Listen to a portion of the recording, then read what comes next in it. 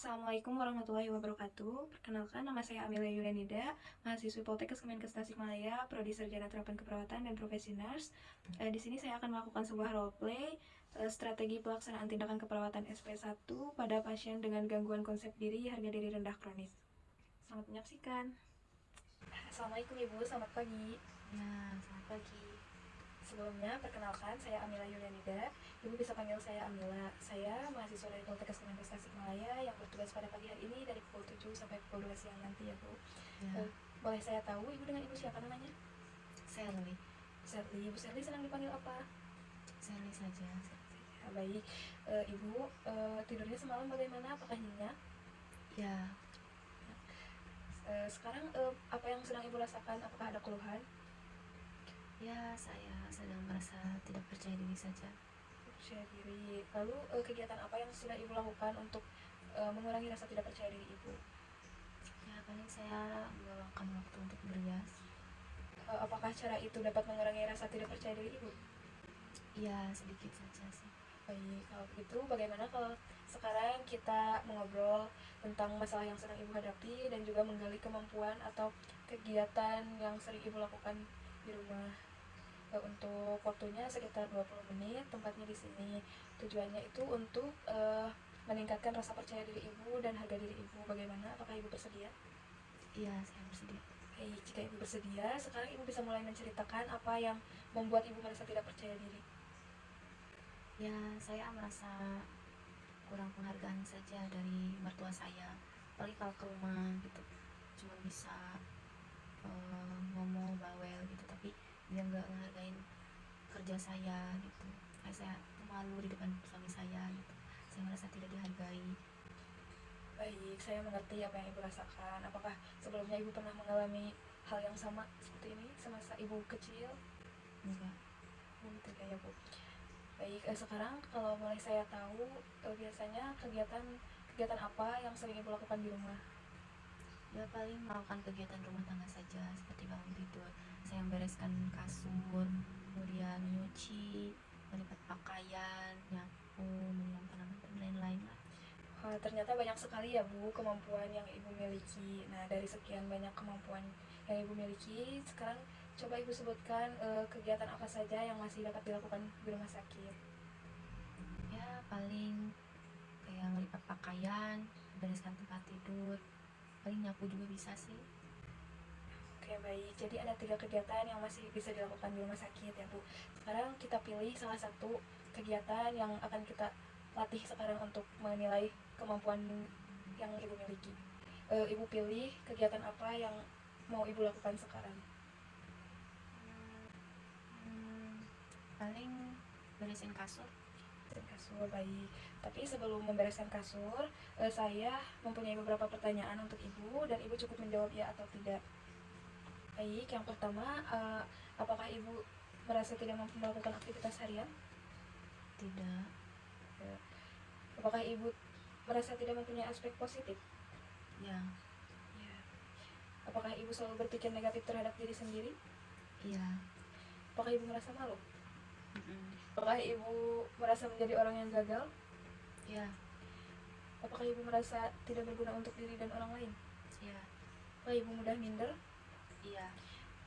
Apakah Ibu sulit tidur? Tidak. Oke, untuk pertanyaannya sudah selesai. Dari 30 pertanyaan, Ibu dapat menjawab ya sebanyak 22 pertanyaan. Jadi dapat disimpulkan bahwa Ibu sedang mengalami harga diri rendah kronis ya Bu. Nah, sekarang bagaimana? Apakah Ibu sudah siap untuk melakukan kegiatan merapikan tempat tidur? Iya. Baik, jika Ibu sudah siap, sekarang kita menuju ke tempat tidur Ibu ya Bu. Nah, sekarang coba Ibu lihat, sudah rapihkah tempat tidurnya? Tidak. Tidak ya Bu. Nah, sekarang coba kita rapihkan tempat tidurnya. Nah, untuk merapikan tempat tidur, langkah pertama yang harus kita lakukan adalah memindahkan bantal dan juga selimutnya. Coba Ibu pindahkan bantalnya.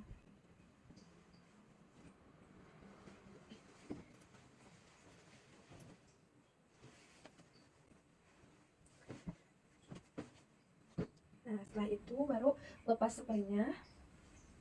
Lepas.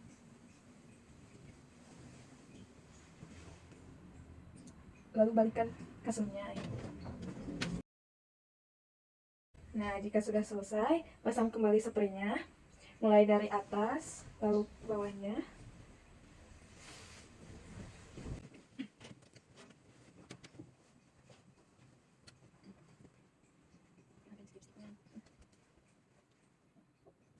Rapikan pinggir-pinggirnya. Nah, setelah itu, baru ibu letakkan kembali bantal di bagian atas atau bagian kepala. Selanjutnya untuk selimut ibu simpan di bagian bawah atau bagian kaki.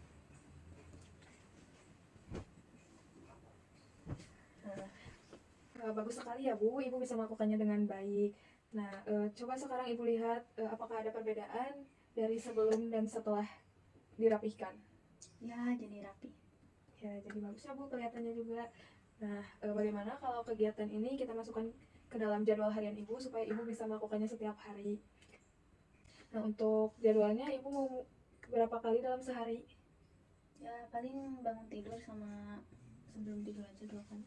Ya, baik. Jadi 2 kali ya Bu. Nah, jadi nanti di dalam catatan hariannya ibu bisa memberi tanda M jika ibu melakukannya secara mandiri atau tanpa disuruh.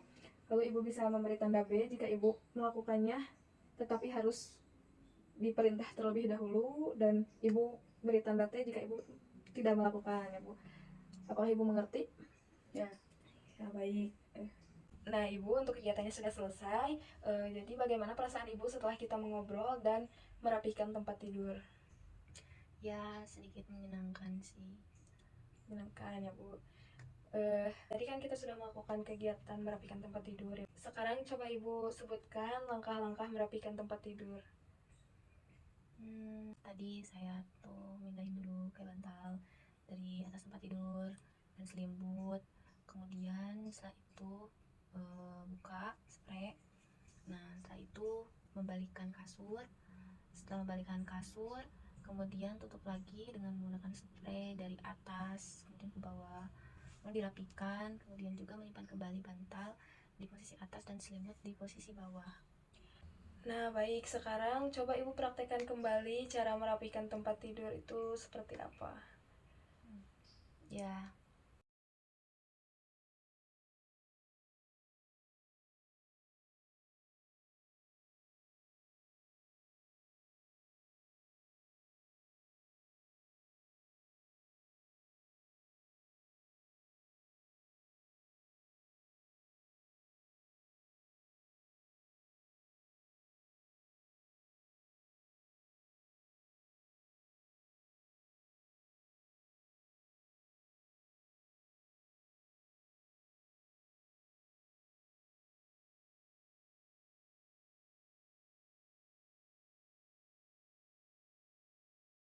Wah, bagus sekali ya Bu. Ibu bisa melakukannya dengan baik, dengan sangat sempurna ya Bu. Ibu sepertinya sudah betul-betul paham bagaimana cara merapikan tempat tidur. Nah, karena ibu sudah memahaminya, jadi sebaiknya ibu melakukannya secara rutin ya Bu. Apalagi setelah ibu pulang dari rumah sakit, ibu bisa sering melakukannya di rumah. Nah, untuk rencana tindak lanjutnya nanti kita akan mengevaluasi kembali apa yang sudah kita lakukan, dan juga kita akan melatih kegiatan yang baru ya Bu.